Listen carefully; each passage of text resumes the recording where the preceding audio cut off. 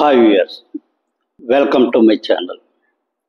ఈరోజు గత 5 సంవత్సరాలుగా ప్రభుత్వం కొత్త ఉద్యోగాల కల్పన విషయంలో ఏమేమి నిర్ణయాలు తీసుకుంది, అవి ఎంతవరకు సరైన ఫలితాలు ఇచ్చిందనే విషయం మీద కొంతవరకు డిస్కస్ చేద్దాం.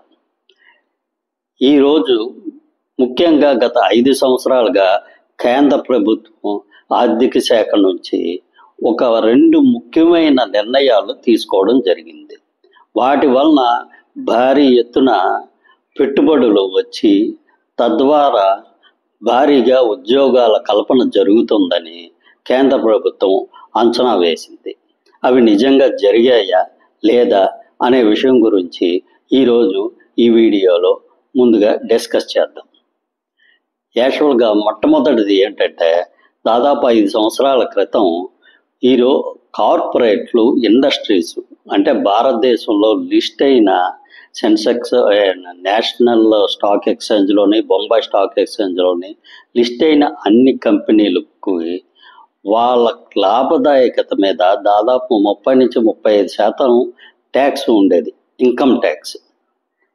కానీ దానిని దాదాపు 10% తగ్గించడం జరిగింది.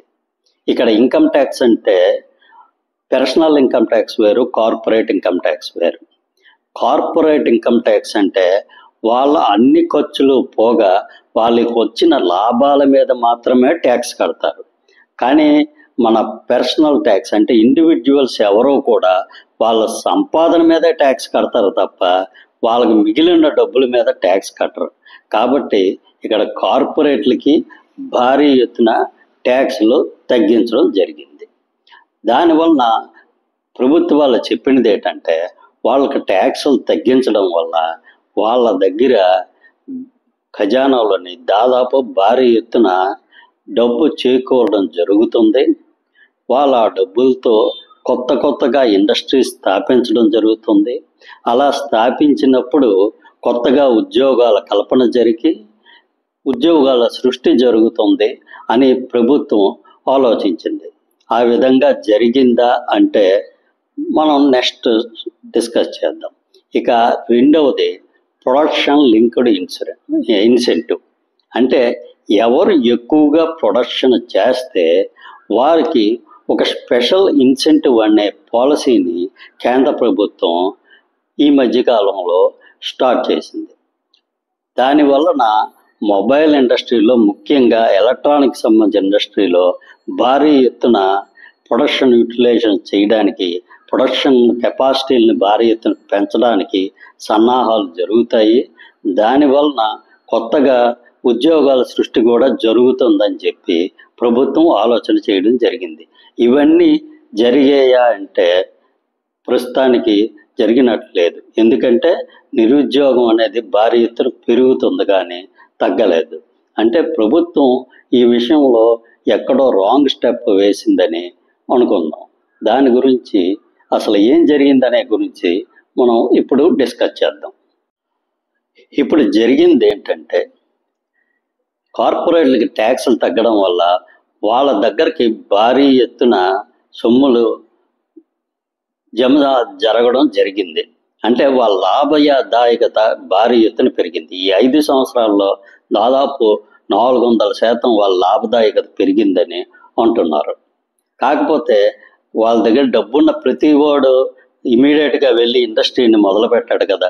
ఒక ఇండస్ట్రీ మొదలు పెట్టాలంటే ఎన్నో విధాలుగా ఆలోచించి, డిమాండ్ ఉందా లేదా, అక్కడ దొరుకుతున్న రాయితీలు ఏంటి, వీటన్నిటిని ఆలోచించి మాత్రమే ఇండస్ట్రీ పెడతాడు. డబ్బులు ఉన్నంత మాత్రాన వెళ్ళి ఇండస్ట్రీ పెట్టడు. కాబట్టి ప్రస్తుతం డిమాండ్ సరిపడే విధంగా ఎక్కువగా డిమాండ్ అవసరం లేదు. కాబట్టి ఎవరో ఇండస్ట్రీస్ అంతగా పెట్టలేదు, వాళ్ళ కెపాసిటీని ఇంక్రీజ్ కూడా చేయలేదు. దానివల్ల కొత్తగా భారీ ఎత్తున ఏమీ ఉద్యోగాల సృష్టి జరగలేదు. అదేవిధంగా పిఎల్ఐ స్కీమ్ కింద, అంటే ప్రొడక్షన్ లింక్డ్ ఇన్సూరెన్స్ కింద భారీ ఎత్తున రాయితీలు ఇచ్చారని చెప్పి పెట్టారు తప్ప దానికి తగ్గట్టు పర్చేజింగ్లు, అమ్మకాలు జరగలేదు. ఉదాహరణకి మొబైల్ ఇండస్ట్రీ తీసుకుంటే దాదాపు 500 మిలియన్ యూనిట్లు తయారు చేసే కెపాసిటీతో భారీ ఎత్తున ఇండస్ట్రీస్ మొదలు పెట్టడం జరిగింది. కానీ 2024లో కేవలం దాంట్లో 50% మాత్రమే యూటిలైజేషన్ జరిగి దాదాపు 250 మిలియన్ల యూనిట్లు మాత్రమే ప్రొడక్షన్ జరిగింది. అంటే దీనిలో కూడా అనుకున్నంతగా ఉద్యోగాల కల్పన జరగలేదు. ఇక్కడ ప్రభుత్వాలు నా ఉద్దేశంలో ఎక్కడ రాంగ్ స్టెప్ వేశాయంటే, మొన్న చైనాతో పోల్చుకున్నారు. చైనాలో భారీ ఎత్తున ప్రొడక్షన్ పెంచుకొని వాళ్ళు భారీ ఎత్తున మన ఉద్యోగాల కల్పన చేయడం జరిగింది. అదే మోడల్ మన దగ్గర కూడా పనిచేస్తుంది అనుకున్నారు.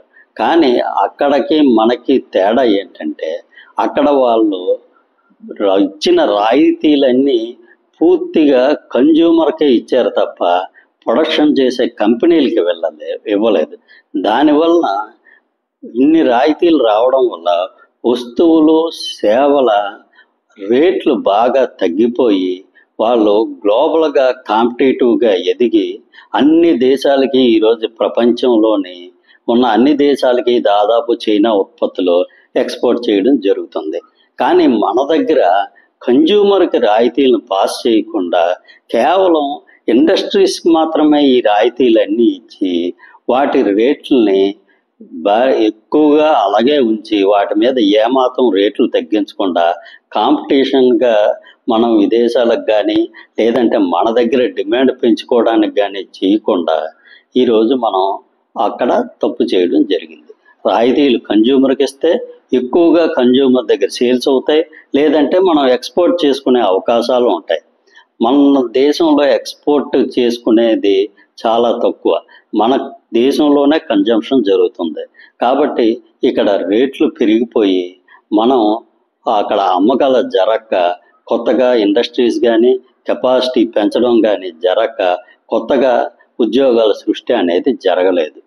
ఈరోజు రేపు బడ్జెట్ ప్రవేశపెడుతున్నారు కాబట్టి ఈ బడ్జెట్లోనైనా కొద్దిగా ఆలోచించి ట్యాక్స్లు అనేవి తగ్గించి ప్రజలకి ముఖ్యంగా ఎండ్ యూజర్కి తక్కువ రేటుకి వస్తువులు కానీ సేవలు కానీ అందించేటట్టయితే వాటి క్వాంటిటీ అనేది బాగా పెరిగి అప్పుడు కొత్త కొత్త ఉద్యోగాలు సృష్టించడానికి అవకాశం ఏర్పడుతుంది. ఇక్కడ మనం తెలుసుకోవాల్సిన ముఖ్య విషయం ఏమిటంటే, వస్తువులకు కానీ సేవలకు కానీ డిమాండ్ ఉంటే ప్రభుత్వాలు ఏ రాయితీలు ఇవ్వకపోయినా పెట్టుబడిదారులు వచ్చి వాళ్ళకు సంబంధించిన ఇండస్ట్రీ పెట్టుబడులు పెట్టడం జరుగుతుంది. కాబట్టి డిమాండ్ వస్తువులకు కానీ సేవలకు కానీ డిమాండ్ సృష్టించబడాలి. అలా సృష్టించబడాలంటే ఏం చెయ్యాలి? ఈ విషయంలో ప్రభుత్వం కొద్దిగా ఆలోచించి ఈ బడ్జెట్లోనే దానికి తగ్గ నిర్ణయాలు తీసుకుంటుందని చెప్పి ఆశిద్దాం. Thank you. ఇది పూర్తిగా నా అభిప్రాయం మాత్రమే. కాబట్టి ఈ విషయంలోనే ప్రభుత్వాలు కొంతవరకు ఆలోచిస్తాయని ఆశిద్దాం. దీంట్లో కంటెంట్ మీకు నచ్చినట్టయితే సబ్స్క్రైబ్ చేసుకోండి. Thank you.